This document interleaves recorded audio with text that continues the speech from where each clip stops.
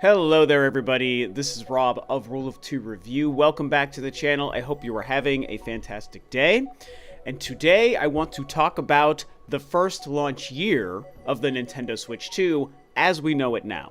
So it may feel impossible and like a big fat lie, but the Nintendo Switch 2 does release in almost exactly 3 weeks, which feels, like I said, unreal. It does not feel possible, but after all of this time and years and months and weeks of waiting, we are on the cusp of a new Nintendo generation. And with the new Nintendo generation, just like with any brand new console from any company, comes the games. What are the games that we can play on day one? What are the games that we can play in the weeks and months following the release? What are the games we can play that fills out the first year of that new console? Now, as we know, the Nintendo Switch 1, which released back in March of 2017, we all know, had just an absolutely stacked first year of life. It was crazy. We were all talking about it at the time.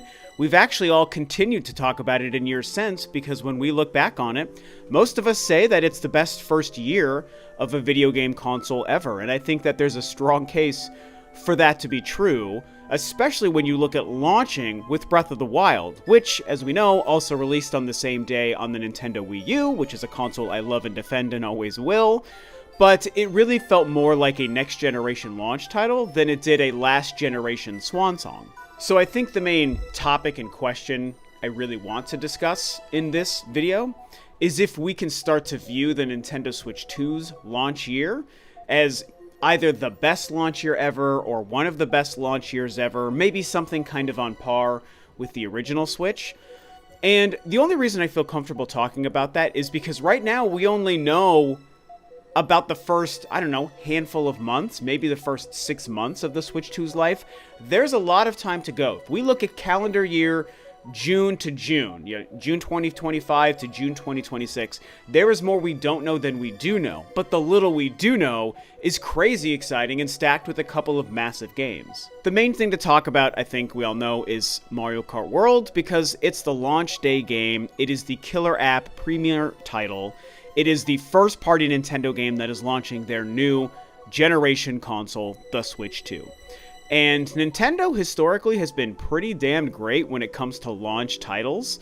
I mean, if you go back to even the Nintendo 64, launching with Super Mario 64, that set a precedent, man. I mean, actually, you can even go back to the Super Nintendo when they launched with Super Mario World, which was a massive, massive game, one of the best games ever made, although as much as I love the 8 and 16-bit era, and it's kind of my favorite era of gaming, I think that we can maybe draw a line between the 2D era and more just focus on the 3D era, which started with the PlayStation, the Saturn, the Nintendo 64. And so you go back to the 64, they launched with Mario 64.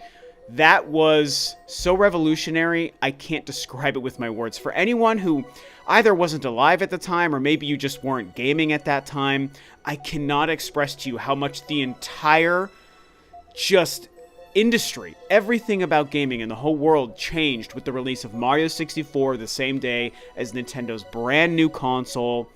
It was game-changing.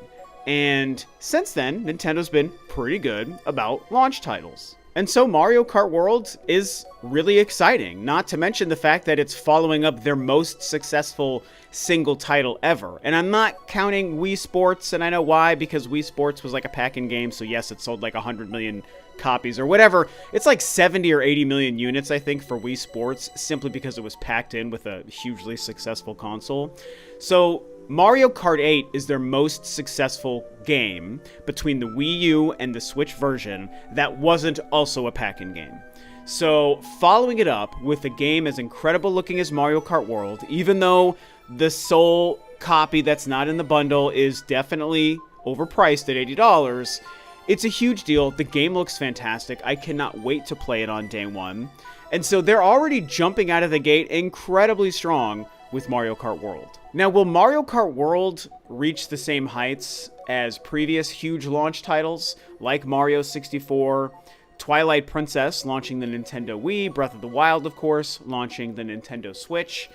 Probably not, because I think that, let me say it this way, probably not, at least for me. because as much as I love Mario Kart and I love Nintendo's racing games, I think that as the killer app launch title, there is something to be said for the fact that the Switch 2's killer app launch title is a racing game and a multiplayer-focused game. And I know the world aspect of Mario Kart World, you know, theoretically adds this huge single-player component more than just racing Grand Prix by yourself in prior games, and I can't wait for that. I think it's going to be fantastic. But is an open world for a Mario Kart game the same as an open world or a huge adventure in something like a Zelda game? And the answer is no. It's just not going to be the same because you're always going to be driving your cart around, you know? So I think it's going to be great for what it is. Like, again, I'm not trying to say anything negative about Mario Kart other than it's a different kind of killer app launch title, being one that's mostly about racing other people online. And so then we look at the rest of what we know about the Switch 2's first few months, maybe their first year. And on top of this incredible Mario Kart game, there's a couple of really exciting titles. The other two big ones are, of course, Donkey Kong Bonanza, and then the most important game in the history of humanity, to me, Metroid Prime 4 Beyond. We have these two other first-party Nintendo games confirmed to be coming to the Switch 2 in theory in 2025, which I say because Metroid Prime 4 Beyond only has a 2025 date. We're still waiting on more of a confirmation. Maybe it slips to next year, but I certainly don't think it will. So that game is supposed to be coming this year in 2025 within the first year. And then again, Donkey Kong Bonanza, that game has a date. That's only a month after the Switch 2 releases on July 17th. Now, I know the excitement for Donkey Kong is certainly present and people are stoked for it, but it does seem like the general conversation is a little bit muted or quiet overall, and I'm hoping that that's just because most of us are just focused on the Switch 2 and Mario Kart, because we have to get through the launch of the Switch 2, we have to get Switch 2s in our home, we have to play Mario Kart and just kind of cross that milestone first before we can start focusing on the next game. So hopefully that's the reason why. But for me, I am just as focused, if not more so, on Donkey Kong than I am for Mario Kart. In fact, I mean, Mario Kart will probably be the better game, I guess, but I'm actually more excited for Donkey Kong as a game than I am for Mario Kart. And in a perfect world, Donkey Kong would have been the launch title because it would have been this grand single-player adventure, which is the exact way I would prefer to experience a brand new console. Either way, Donkey Kong is Nintendo's oldest character, and it's been so long since we've had a brand new Donkey Kong game. It's been 11 years, right, since Tropical Freeze in 2014, and that's an amazing game, of course, and we've also only had one prior Donkey Kong game in 3D, you know, in third person, I should say. And so to have Donkey Kong Bonanza be another third-person adventure, kind of like a Mario game, but with Donkey Kong, it's just kind of, for me and my taste, as someone who loves platformers, it's doing everything I want a game like this to do and to be, especially from Nintendo, who, in my opinion, are just the masters of the platforming genre. Whether you're talking 2D or 3D, it does not matter to me. They're masters at both. And so that is a huge game with a hugely popular character, returning after more than a decade, by the way, releasing just a month after the Switch 2 and Mario Kart itself launches. So the first, 30, 45 days or whatever of the Switch 2 is packed with two massive Nintendo franchises. Of course, I now have to talk about Metroid, right? As I was mentioning, and as you guys know if you watch me, this is what I'm living for, man. This is why I'm gaming. For a new Metroid game, and more than that, it's a new Metroid Prime game. The fourth console entry in my favorite video game series, the third sequel to my favorite video game of all time, Metroid Prime. And after that treehouse footage, forget about it, man. Holy smokes, I cannot wait. So, as I was mentioning right now the game is being told to us to release in 2025. So if that happens, if they stick to that, then part of the first 6 months, actually, of the Switch 2's life, we'll have a new Mario Kart, a new Donkey Kong, and a new Metroid game. A new Metroid Prime game that is pushing the limits of what the Switch 2 is capable of with the Switch 2 edition of that game. Obviously, of course, has to be said, Metroid Prime is cross-gen. It's also getting a Switch 1 version. But I'm focusing on Metroid Prime 4 as kind of a Switch 2 game because of the Switch 2 edition. So, those three games are incredibly strong, especially when you factor in not only the launch year, but again, the first launch 6 months.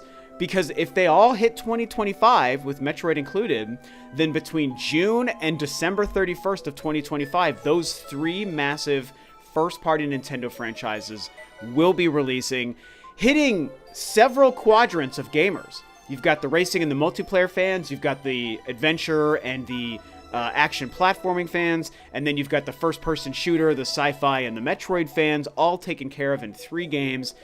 That is simply wonderful for the first 6 months. But it actually doesn't even stop there. It doesn't stop at Mario Kart and Metroid and Donkey Kong, because they also announced that Hyrule Warriors Age of Imprisonment is a 2025 game. Now, that's one I could certainly see slipping to next year, although it still might fall in the first calendar year. So again, I feel like we can pretty comfortably include a new Hyrule Warriors game in this first launch year. And personally, I'm very excited. I know that those games aren't for everyone, and a lot of people have very strong opinions about, I don't know, maybe feeling like the timeline for the Breath of the Wild universe of Zelda games is a little bit messy, and I guess it is, but I personally just don't care because all the games have been great. So I'm very excited for the new Hyrule Warriors game. And then, look, I'm not a Pokemon fan, but there's a new Pokemon game coming out at the end of the year that's coming out on the Switch. It's the AZ game, and it is getting, I think, a Switch 2 edition, right? There's some sort of Switch 2 version of that game. So because there will be a Switch 2 version of that game with some kind of enhancements, I think we can include it as part of this first-year Switch 2 library. So you've got Mario Kart, you've got Donkey Kong, you've got Metroid Prime 4, you've got Hyrule Warriors, you've got Pokemon AZ. I mean, that's incredible. And again, in theory, all releasing in 2025 in the first 6 months. Now, there are other games that we could talk about, like the new Daemon X Machina game or the Dusk Bloods, even though that game was confirmed to release in 2026. Again, if it releases before June, then those games would still be first launch year games for the Nintendo Switch 2 is what I'm trying to say. So those would also be included, and even though Dusk Bloods is third party, it's exclusive to the Switch 2, so I think it becomes a big feather in the Switch 2's cap as an exclusive title. So there's maybe even more to talk about, but if we just focus on those 5 titles that I spent most of this time talking about, that's pretty incredible, man, and it's very impressive. So we go back and look at the Switch's launch, right? That Switch launch year that launched with Breath of the Wild and included Xenoblade Chronicles 2 and a new Super Mario Odyssey game, like having a new Zelda and a new Mario in the first year. Absolutely amazing. There was Fire Emblem Warriors, a new IP with ARMS was also released, and, you know, several others I think most of us know. Oh, Splatoon 2, I think, came out in that first year as well. I mean, God, that was an incredible first year as well. You know, Mario Kart 8 Deluxe is tricky because it's the best-selling Switch game, and it's Nintendo's best-selling game, but again, Mario Kart 8 Deluxe really was a port, and it wouldn't get exclusive Switch content until several years later with the DLC. So in 2017, it was mostly a port and not really like a new Switch-centric game, but it did certainly exist, and look, it sold like 50 million copies, so, you know, what are you going to do? So I think when you compare the two, at first thought, one might think that the Switch 1's launch year outpaces the Switch 2's. And, you know, maybe you would even still feel that way at the end of the day, but the point of this video is to mention that the Switch 2's launch year, again, I'm even focusing on the first 6 months in this video, it is not to be overlooked. It is not to be ignored or scoffed at. Again, Mario Kart, Metroid, Donkey Kong, just those 3 titles alone are enough to be a game changer and set an extremely strong precedent. And I can't wait to find out what's going to launch in the first half of 2026. I know we're a year in the future at this point. I'm thinking way far down the road. But between January 1st and like June 5th of 2026, that's another 6-month window that's available to be part of the Switch 2's first launch year. I'll end this to say something that will probably be a little bit controversial. Again, maybe to a lot of the younger gamers who weren't born or gaming at this time. But just for me personally, while it's not my favorite game of all time, I think the best launch game in the history of the video game industry, it is Super Mario 64. I think it just did more for that console, it did more for the company, it did more for that franchise, and it did more for the gaming industry, again, I cannot stress it enough how much everything changed. Like, the air was sucked out of the room of the whole industry when Mario 64 released. I think it is the best launch title ever for any console from any company. And it's like my second or third favorite Mario game. It's not even my favorite Mario game, ironically. And Breath of the Wild is amazing, of course, but there's something about Mario 64. So I say that to say that I don't think any launch game has been better or more significant since Mario 64. And I don't think that's going to change with the Switch 2, because I don't think Mario Kart World will be that. Even if Mario Kart World is a better game. Let's say you like Mario 64, but you play Mario Kart World, and you're like, Mario Kart World's a better game. Okay, that's fine.